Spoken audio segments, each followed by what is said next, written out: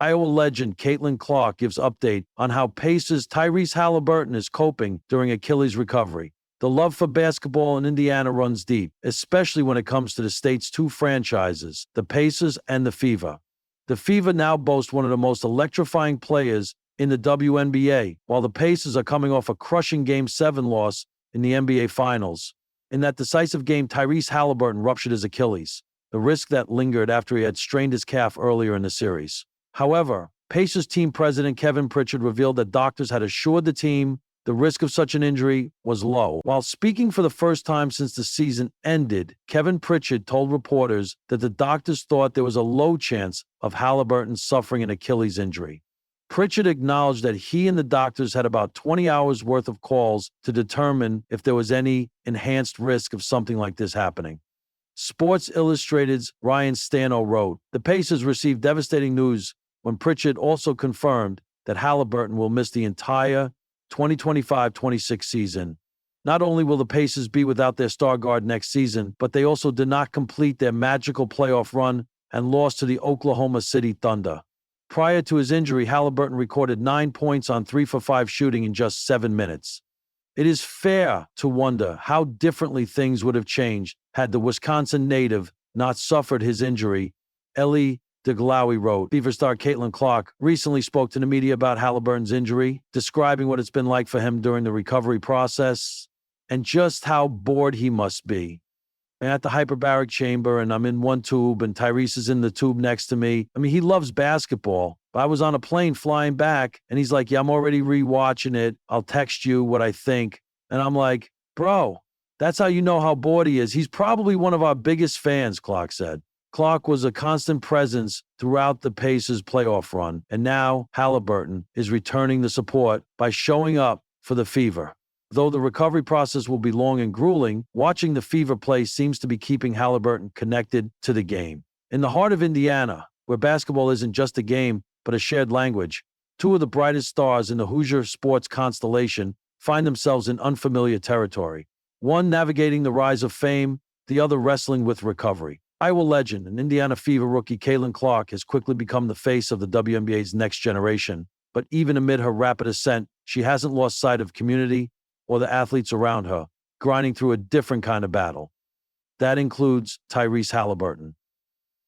The Indiana Pacers point guard, known for his court vision and infectious energy, has been sidelined in recent weeks with an Achilles injury that stunned both fans and teammates. So you've sidelined in recent weeks with an Achilles injury that stunned both fans and teammates. The injury cast a temporary shadow over a season that was once bursting with all-star promise and playoff potential. While Haliburton has maintained a relatively low profile during his rehab, it was Caitlin Clark who offered a glimpse into how the NBA star is really doing, not just physically, but mentally. Two stars, one city. "We check in pretty often," Clark said with a thoughtful nod during a media scrum after practice. "We're both kind of carrying the weight of being young leaders for Indiana basketball, so we've built a friendship around that. We support each other." Their relationship started during the Fever's early promotional appearances, when Haliburton dropped by a preseason event to welcome Clark to Indianapolis. Since then, the connection has grown, from late-night text messages dissecting plays to casual check-ins during workouts. "Tyrese is the kind of guy who lifts you up, even when he's the one hurting," Clark shared. "He's handling this injury like a true pro, but it's not easy. I've seen it in his eyes. The frustration, the hunger, the need to get back."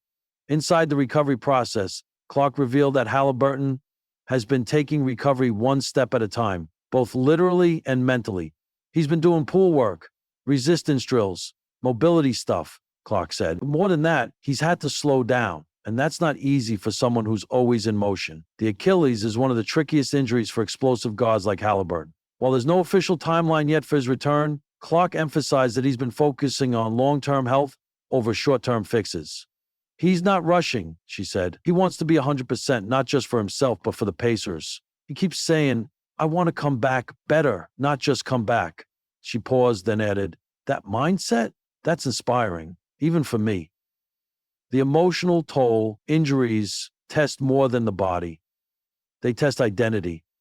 And for players like Haliburton, who leads by passion. An example, sitting on the sideline is a different kind of pain. I've seen how hard it is for him not to be out there, Clark said. He's such a joyful player. He loves the game out loud, So not being able to lead on the court, that's been the toughest part.